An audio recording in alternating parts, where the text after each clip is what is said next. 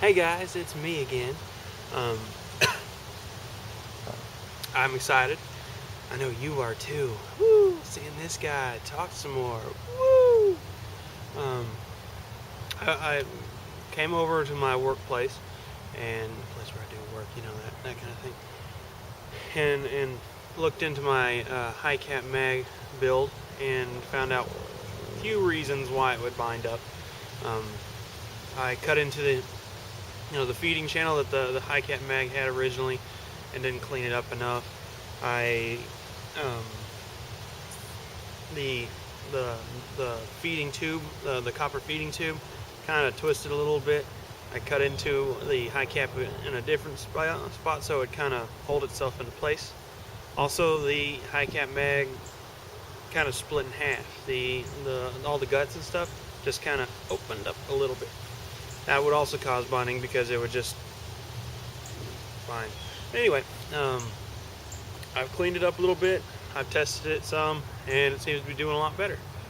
Wow, that's heavy at the end of it, holding it at the stock. Since I didn't really show it last time, I didn't have the ability to or really thought about it. Regulated CO2. Right now I'm using a 9 ounce because it's convenient and light. Through Palmer's rig. Right now it's sitting at 110 psi.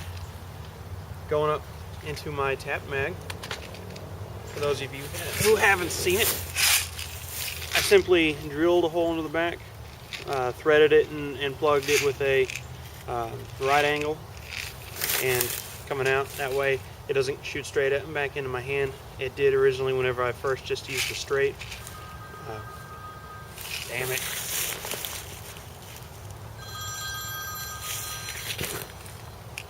Ignored.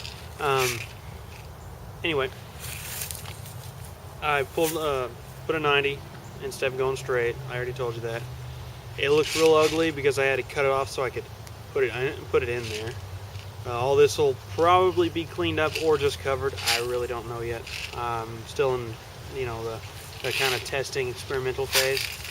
Up front, I had to cut a huge chunk out of this so that whenever I stuck them together, the tube right here could just fit into place.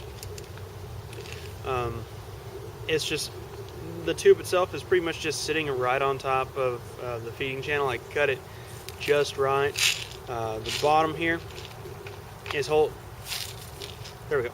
The bottom here is holding the guts in place because they're not really connected to anything at the top, so it's pressed up against the feeding tube to hold it all right where it's supposed to be. Cut a hole in the side, just drill a little hole there. That way I could use an Allen or a Torx, stick it in there and wind it real fast because this just gets real old real quick. Speaking of which, I need to wind it some more. Because I cut off a lot of the feeding channel that goes up and some of the bits that are in the back of these mags, it holds more than the standard AEG 36 mag. I'm real happy with it. I just have to figure out how I'm gonna finish it, i.e. Thinking maybe like a mag clamp, even though it doesn't really need one, but it kind of cover up all the ruin I've done.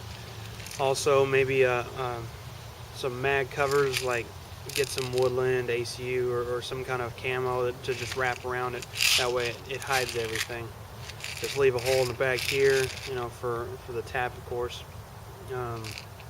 Maybe also, like if I paint them, leave a strip of electrical tape on the side. That way, whenever I peel it off, I can still see inside. That way I can go, hey, look at that, I still got 2 left. Anyway, enough talking out of me.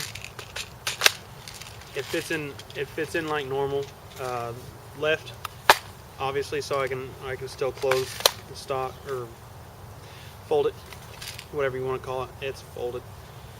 It works, which you really can't see it, so there's really no reason to show you right now. I'll show you later whenever I'm doing the shooting video. Just kind of a talk about it again in high def, because we all love high def, seeing this asshole in high def. Oh yeah. Yeah, no, I'm really happy with it. I mentioned that whole kind of a good burst. which right now it's not doing too well. I guess I didn't get this filled up very well.